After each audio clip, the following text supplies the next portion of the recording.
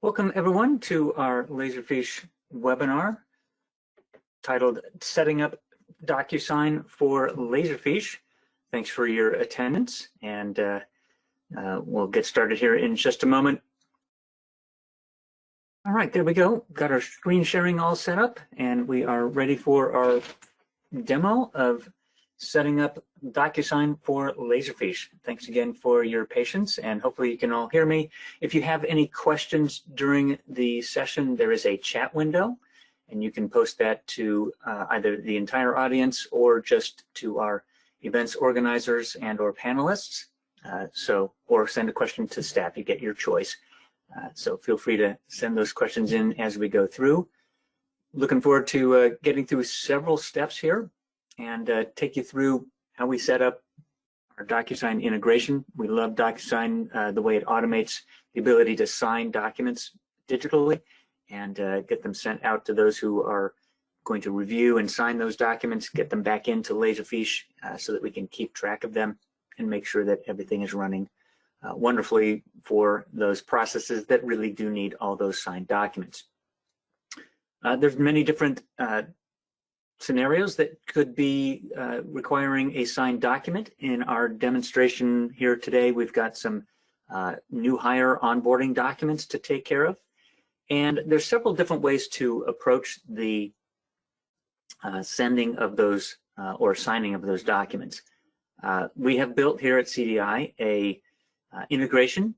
There's several different integration points, but we'll demo several of those items here today and show you what the settings are required to make it happen. If you have already set up your DocuSign system or you're ready to, hopefully you'll learn a bit more here today. Looking forward to stepping through that. All right, so what do we have here? First off, we're gonna show you is kind of a manual process of signing a document that actually is already up in DocuSign and will be recognized by DocuSign, which is really cool. DocuSign has this ability to recognize document forms and then be able to add them and recognize them and then have those recipients sign those documents very easily. And you don't have to do any manual placement of some of these DocuSign fields, and we'll show you what that looks like here. After that, we're going to take a look at a process. We're going to look at how the DocuSign system is set up with our integration. We have an integration configuration setting here, and then we'll also take a look at the settings in DocuSign for the connect settings. So there's two portions to the connection. Our CDI side of things, the DocuSign integration configuration on the CDI application, and then in DocuSign itself, there is some configuration for the connect option. And then finally, a fourth item we're going to take a look at is a pre-built workflow that is really cool. I think you'll love seeing what it does is where we can automate the generation of for example, in this case, onboarding documents, and you don't have to have them in Laserfiche. You don't have to do anything but start the process.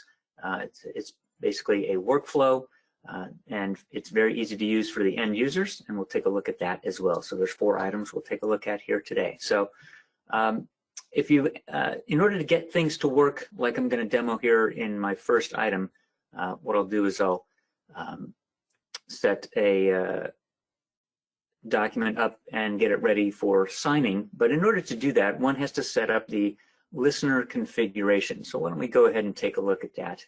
And I've connected up here to that application and I've signed in. So I'm going to actually sign out real quick and you'll just go the application or the configuration screen is the server name /DSLF listener / and I think that should be all you need. It should, and then it'll point to config and it'll take you into some of those areas. So the first thing that'll happen is you'll be asked for your Laserfiche server name, and you can type that in. I'm going to choose from my list of servers, and then you'll be able to choose your repository. So the first thing you do is log in to the repository so that the configuration of the integration, it knows which repository to watch and send documents back into. Once you've chosen that, go ahead and make sure you add your some kind of admin account or maybe a dedicated account that will have access to all the folders in which the integration should be sending documents into. And we'll just log in there, click OK. And that will then take you to the application settings. And this is kind of a general overall setting where we have an integration URL. This URL we're actually going to use and copy and provide it to the DocuSign Connect configuration, which we'll look at in a moment. So this is going to be important. So this will be usually the server for your environment. Don't use this one that you're seeing here today. It won't work for you, of course. But take that URL and we're going to copy that. You can also use the one that is also, actually, you know what, I'm stand corrected. This ASHX, that is the URL to publish field. So I'm incorrect. So the integration URL is going to get set up, and then it will add a few items here in the URL to publish. So we'll copy that into the Connect settings on DocuSign's page. You'll set up your default repository. That should be in the list. You can hit the drop down and choose from multiple repositories. And that if you have other repositories and you want envelopes imported to a default, you can add that in here. Typically, it should just go to your repository that you've configured. We do have it set up for configuring access via remote, so that's how I can get in here. Unless you have that checked, you have to go onto the server itself in order to get to this page.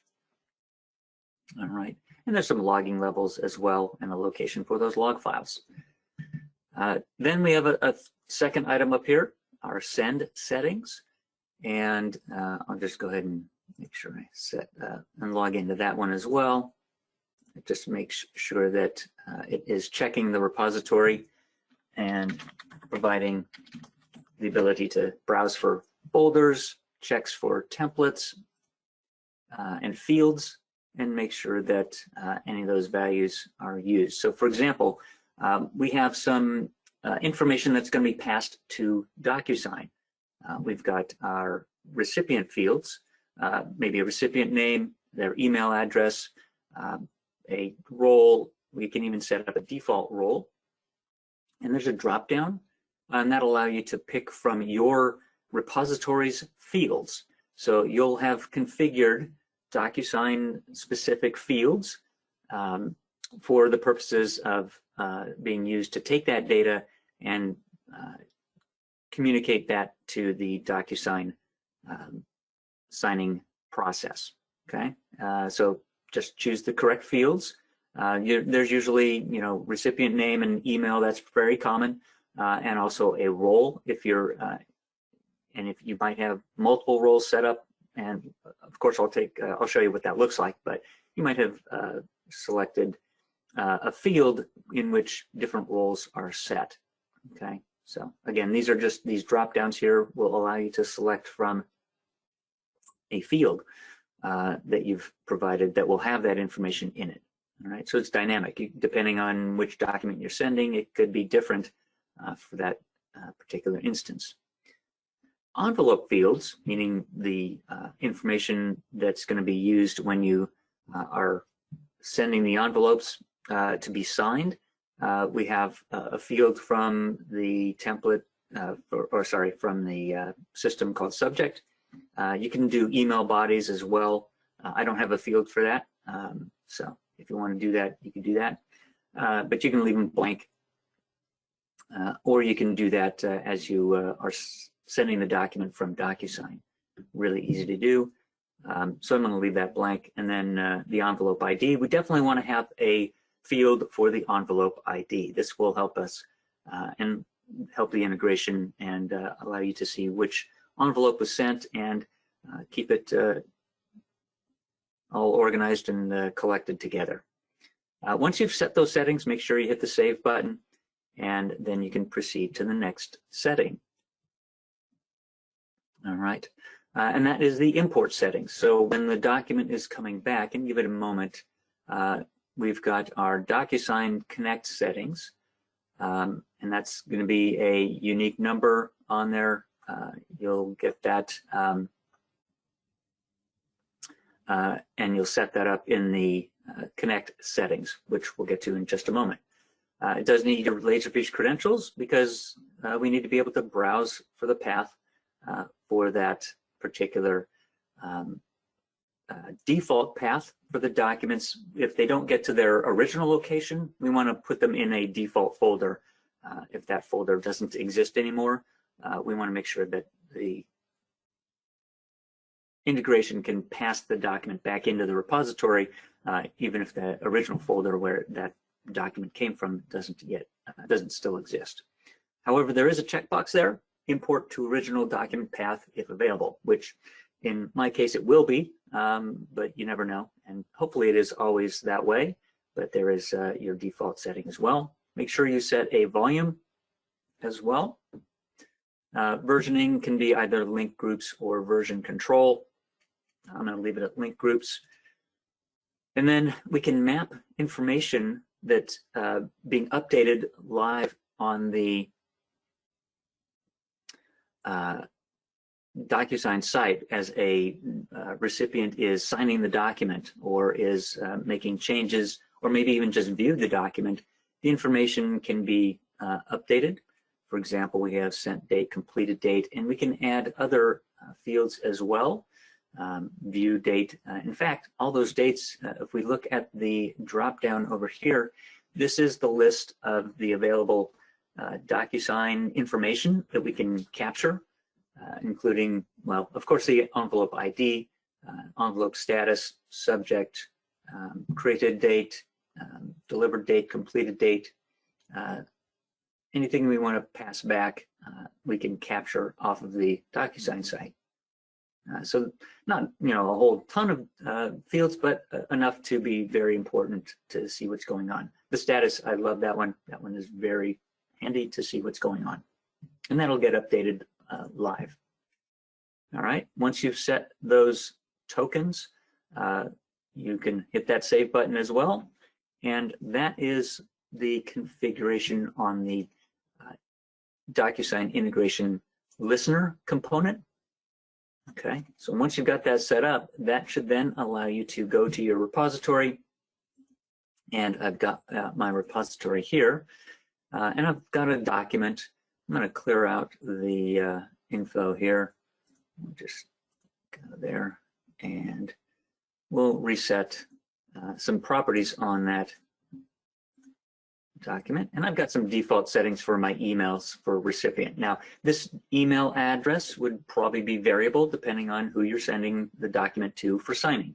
I'm kind of demonstrating things here today, so I've just kind of preset my email address and my recipient name.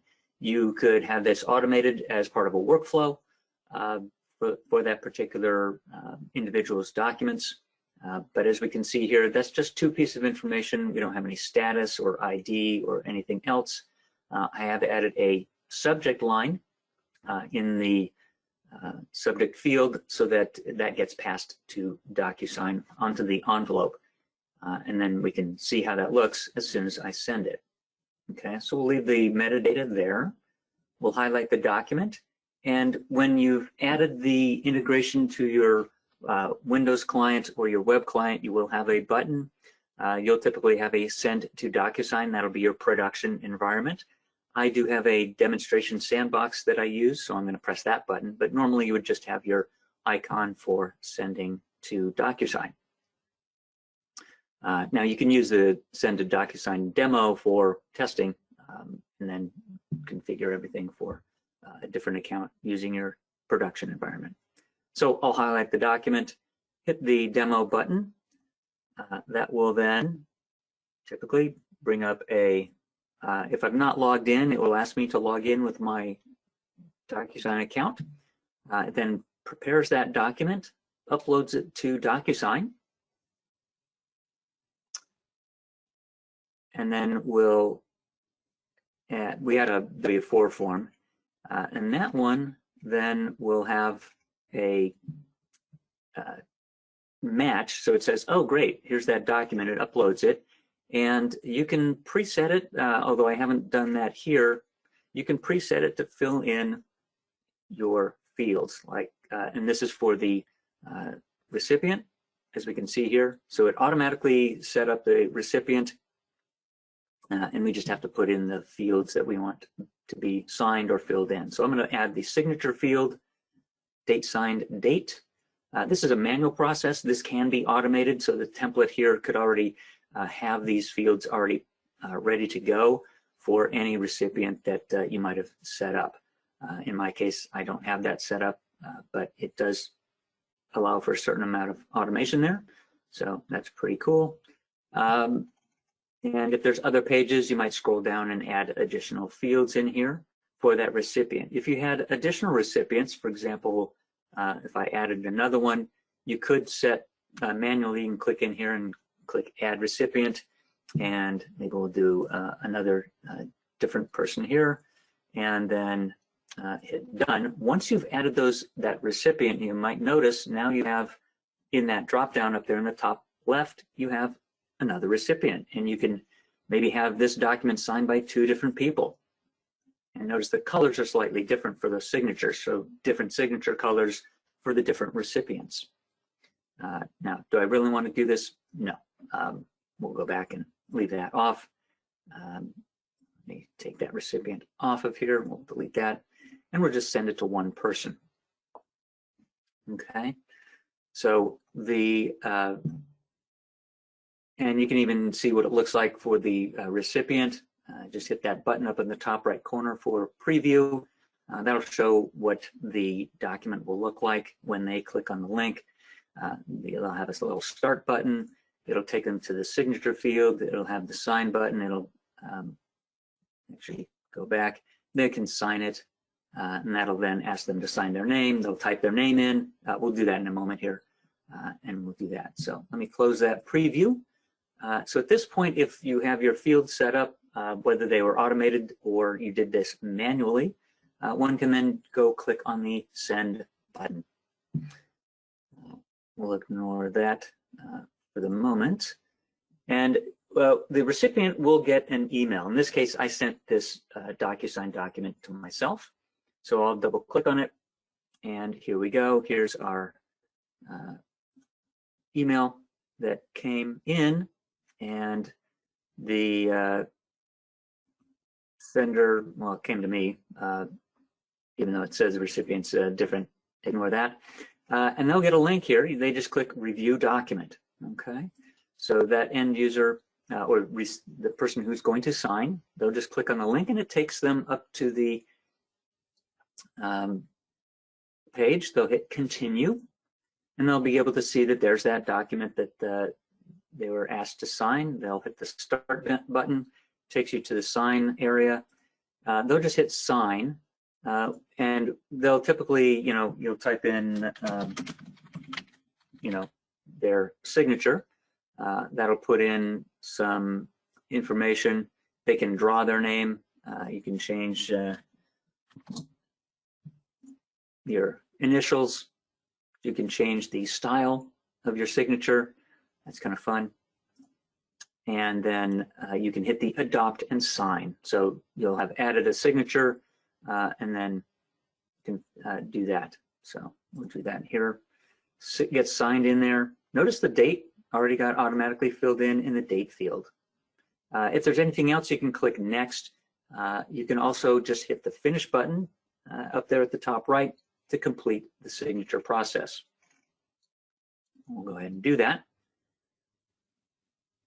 And then the user does get the signer, gets a document with the signed document attached. So they get a message saying your document has been completed, and they can either go back to the website or just download this PDF copy that was attached to the email.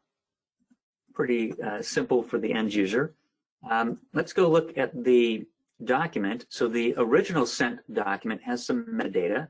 Let's go ahead and take a look at that. Notice it had been updated with the change to the recipient name, the status, the envelope ID is in there, and the sent date and completed dates and times are all in there as well.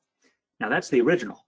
The signed document comes back as well, and if we open that up, we'll be able to see that not only does it have the same metadata, it will have a signature on that form. Let me make this a little bit bigger. We'll zoom in here and scroll down a little bit. And there at the, whoop, we went past that. Down at the bottom, you can see there's the signature and the date on that form. It comes back as a PDF. Just a sidebar here. So the information is there on the document. Oh, that's right. So documents can be of any type, like a Word document. You could send a Word document up for signing, and it will still come back as a PDF. That's what I meant to say.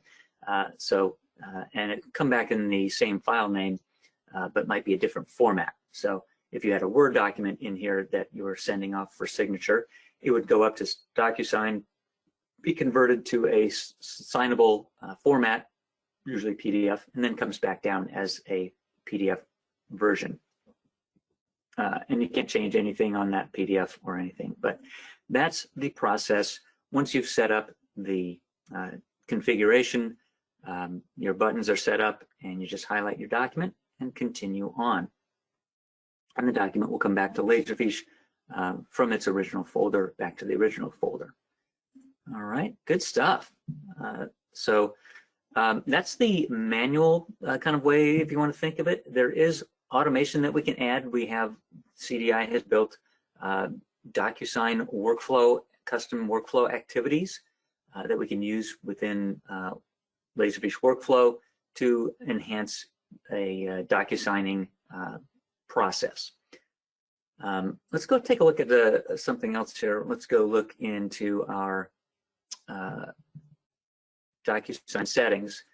So I mentioned that with the integration configuration, you'll have some information.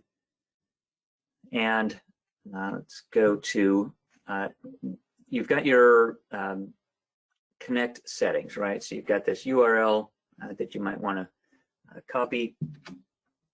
And I'll do a copy and paste, Control C on my keyboard. That's not it. And what you'll do is you'll have a account in here, and you'll go down to the integrations, and you'll build a connect configuration. All right, and we'll have a, let me switch to, I think we're signed in with the wrong account. Let me log out and log in with the correct, or at least my account. Signed in here. Give it a moment, and then what we'll do is we'll set up that connect configuration. So we'll go to settings up in the top, navigate on our left-hand side, again, back down to integrations, and hit connect. All right, so we'll go there. And I have one configuration. If you were to click on, you might start without any configurations. So what you'll want to do is, begin adding your configuration, and you want to choose custom, and then that will allow you to configure the settings like you see here. So here's the settings. Status, that should be either active or inactive, probably active. Give it a name. You can name it anything you want, and remember that URL to publish, that is in there. And it's just receiver.ashx, say that 5 times fast. Take that URL and publish that in there. So let's go take a look, and we'll go to the send settings, application settings. And it's this URL to publish, okay? Same as the one that's highlighted here. So let me just be clear, it's in the application settings, URL to publish, copy that. And then you'll paste that into the URL to publish box right here. And it will require secure HTTPS, as they say right there. All right, you can enable logging and you can also require acknowledgement. That's good to check both of these. That is definitely recommended. Okay, your data format, when you set it up initially, you have a choice between a RESTful, or REST they call it, or legacy. You are going to choose legacy and make sure that you just select that option in there. Then it will ask you what data to include, and at minimum set these three: document PDFs, certificate of completion, and time zone, although it's not required for anything. But if you want the certificate of completion, we can capture that as a separate XML file, but that's useful. So most of the time we do recommend that you check those first three. And then down at the associated users, typically we do select all, but you can select other users if you so desire. And then the final options down here in trigger events, they will by default be not selected, so there won't be anything selected here, but we select all of them. So the recommendation is to set all your trigger events and make sure those are set. And then you don't need keys or other settings here. And then go ahead and hit the Save Configuration button once you've completed all those selections as we've mentioned. Okay, so that then should tie everything together and allow you to do what I just did, which was send the document for signing, and it comes back to the repository. So there's two sides to the configuration: the DocuSign integration configuration web page, where we set up application settings, send settings, and the import settings. And then there's the DocuSign side, where we set up our connect settings. And we're always here for, our support team is here for any questions you might have and any needs for setting this up. But it should be fairly straightforward. We do have documentation, but again, if you need some assistance, we are here and we'll be able to help you anytime you need that. All right, so that was a configuration and setup and a demonstration of kind of a manual process. I do have a setup where we'll take a look at, let me go to my demo machine, and we're going to demonstrate a onboarding process where we don't have to create or sign any documents. The onboarding, or the person being onboarded, the new employee, they can sign the documents. But from our perspective as Laserfiche administrators or an HR manager, department manager who wants to just have a new employee sign their onboarding documents, we're going to do that here in this demonstration. So I mentioned that's the fourth item, and we'll cover that here. So what do we have? In our repository here, we have a employee, and we've got my name. It's just slightly misspelled, and that template has some information on it. It's got the information incorrect, but it does have the correct email address. So me being the quote new employee will get an email to this address, and these are all required fields. But in the background, we've got a workflow that's going to take care of a lot of things for us. It's going to look at that folder, take this metadata, and send it up to DocuSign and have us fill out some forms. And we've preset those forms as templates, and it will fill out some information and ask us for other information at the same time so that we can complete our forms and send them back to HR so that HR now has a copy of everything I should be providing them as a new employee. All right, so that's in there, and all you need to do is select, at least in this case, we've set up our demo so that we highlight the folder and then we run a process. I'm going to start a business process. This is a Laserfiche workflow that we've set up that we can start manually. So if you didn't know, Laserfiche workflows can be triggered manually from the client by a user. And you can even set security so that some users have these and some don't. So here we go. As you can see, there's some here that I don't have access to, but this one I do. So we're going to send this new hire packet to this new hire with their badly misspelled last name, because my last name starts with a K and it's not spelled with 2 L's. So let's go ahead and send that off, run that workflow. And shortly, the employee will get an email asking them to come and sign those documents. And let me open up that email because it just came in. And so we can see that it's got the misspelled name, and we're going to sign 2 documents, a W-4 and an I-9. So they'll just click the Review Documents button. And so me, as the, quote, new employee, I'll be taken to the signing page. And this is up on DocuSign's website, and they'll just click New. And what we'll do is we'll just hit the Start button. Again, this is a demonstration document. And you might notice there's an envelope ID up at the top. There's that number. So we should see it ending in what, AA5 on our documents when they come back into Laserfiche. So let's go ahead and hit Start. And we've got our first name. Our last name, you know what, that's wrong. I need to fix that. So let me correct that name in there. We'll put in our social. That's obviously not my real social. And we'll check the required field as to our status. There is a sign button here, so we'll click on that. Go ahead and sign it, and I'll use my saved one. And then it asks for some fields. These are optional, as you see. When you roll over the field, it'll tell you if these fields are optional or not. You can skip that. Just click fill in the next one. It'll skip down. Or you can scroll down to any of the fields that are required. And those will be marked in red as opposed to marked in blue. So pardon me for scrolling so fast here.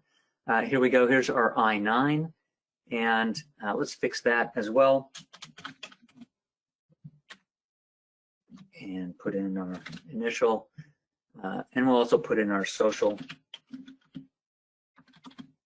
All right. And yeah, we're a citizen. At least we hope so.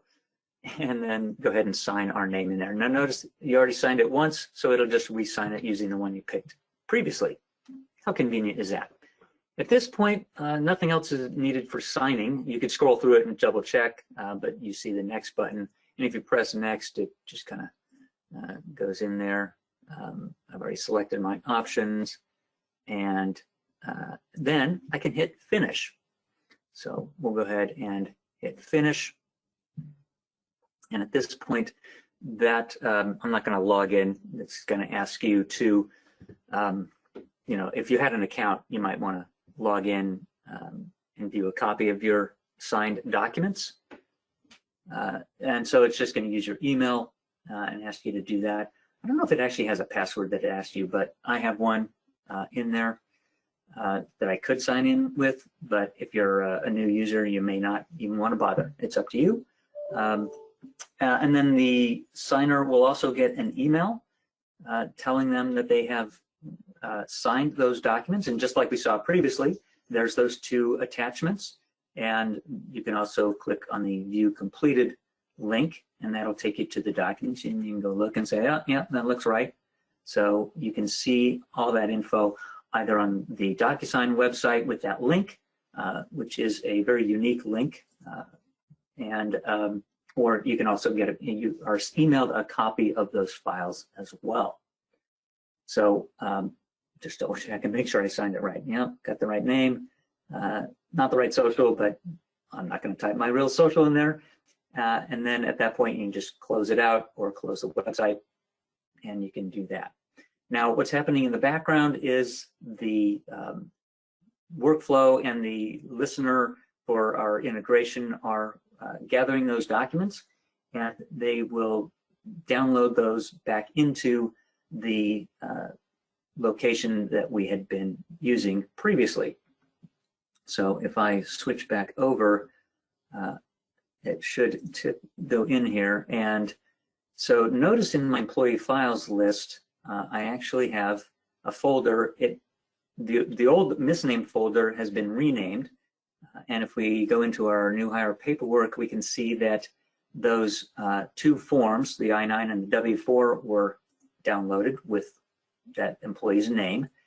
And there's also that DocuSign certificate of completion form as well. That's not related to the two forms I signed. This is coming from DocuSign that has information about the signatures and dates and times and all that good stuff regarding the documents.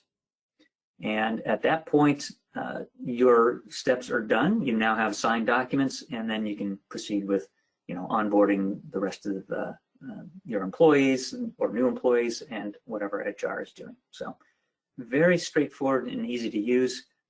Workflows are built in the background, so it really helps everybody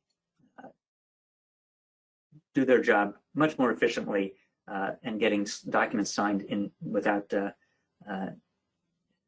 having to do this manually. And DocuSign makes it so easy. I find DocuSign to be an easy product to use, both from an admin side of things and an end user side of things. So that is how we use DocuSign right now. There's other capabilities in here that I think probably aren't even being discussed. For example, if you have a document that is a variable length document, that can be a template in DocuSign. And let's say you have a signature page at the very last page, but that document might be one day 4 pages long, another day 6 pages long because of some additions, but that signature line still has to be at the last page. DocuSign can handle that scenario. So even though the original coming from Laserfiche is variable in length, the signature page will still be at the bottom and can adjust to that. It's really smart, very intelligent capabilities in there. So that's something we don't have a demo here, of course, today, but just wanted to point that out. So at this point, we've concluded our demonstration and our configuration settings. If you have questions, I don't see any posted in the chat window. Here we go. Okay, so there are some questions in there that have been posted. So there was a question about what is the recipient role? Recipient roles could be preset. These are presets and applied in a template. Yes, that's a great question. The DocuSign template can be used to automatically use a role and add them with signatures. So if you create a role in DocuSign on the template and you send a document with a role setting on the metadata, it will use that and fill in their email address and name based on their role. So you can kind of automate the signing of documents.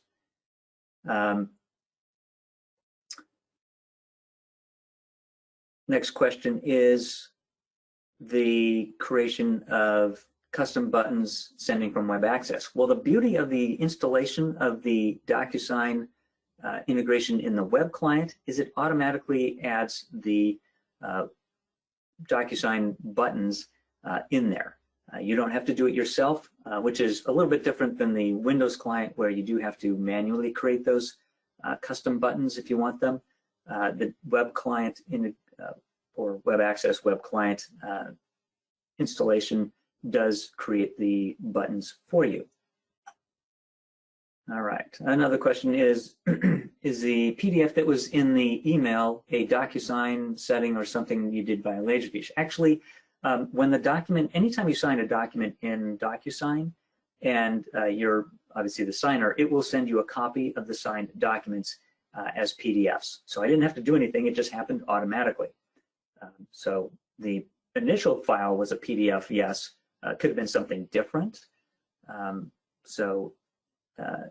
It converts into a PDF and it comes back as a PDF as it's being uploaded. So kind of a very interesting and easy to use and almost seamless procedure there. Another question is, do you need to do anything to all the other fields in the form if they may need to be filled out before signing? It's your choice. Like I was doing the manual process of applying the signature field and the date field You can use any of those other fields if you want. They're optional.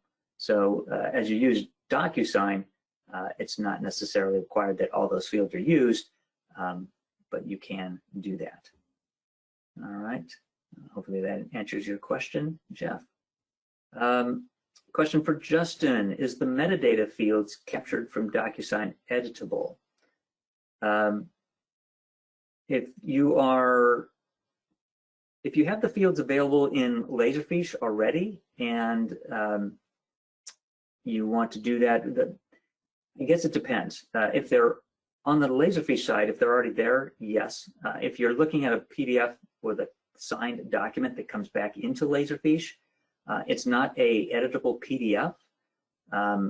So we couldn't use Laserfiche's workflow to read a fillable PDF. So it's not a fillable PDF form when it comes back down. It's just a image PDF typically. But if we need to pass that data, we could probably use a workflow to capture the information that's being signed or added to a document at some point. But that's probably, we will require further investigation for your unique case there, Justin. Another question is, I'm not sure I'm understanding the question. The question is from Melody, and it's, what if you don't want the PDF attached as it has their social security number in it? Well, it's going to be put in Laserfiche as at the end of the process, and the only person receiving the PDF that was signed with their social is the signer themselves, unless they designate somebody else. Which was kind of confusing, I admit, in our demo here, that it was a different email address. Typically, it would be just straightforward that receiver or recipient who is signing it, and they're getting the email with the PDF attachment in that email. So it would be typically no big deal. Nobody else gets sent that PDF. Although maybe if you do have two signers, that would be something you want to make sure you're not doing, but that's a process step, I think. And there you go.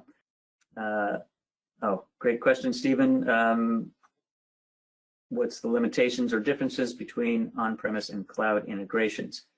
We can have somebody reach out to you and talk to you from our sales team about what there is in that.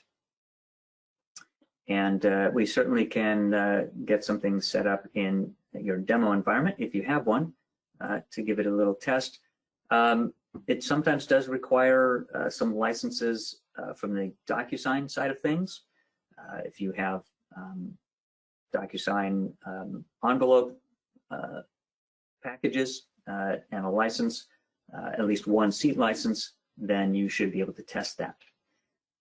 All right. Question from Chris. We have our files go through and incoming scans to file and save. Can DocuSign documents go through incoming scans instead of directly in the client folder? Yes, you can configure exactly where that path goes to. Just don't check the default. So I had a path here on the integration. Let me bring that back up and we'll go look in our integration. And if we look in the import settings, give it a moment here to update. So if you want everything to go into your incoming path, just uncheck the import to original document path setting, Chris, so that it goes to the path that you want. And you'll just configure it in the browse button over there and say, hey, it's going to go to the incoming scans. I have it kind of, here's my default path, but you can set it up as you need. All right. Question, Chris. Tom has a question. When using the send to DocuSign workflow activity and send as a draft, does a browser window open to review the draft like when you send manually? That's a good question. Not exactly sure if it would. I can get an answer to you. But you'd probably at minimum log into the DocuSign environment to check that document with your DocuSign account, and you would have that in your list of drafts.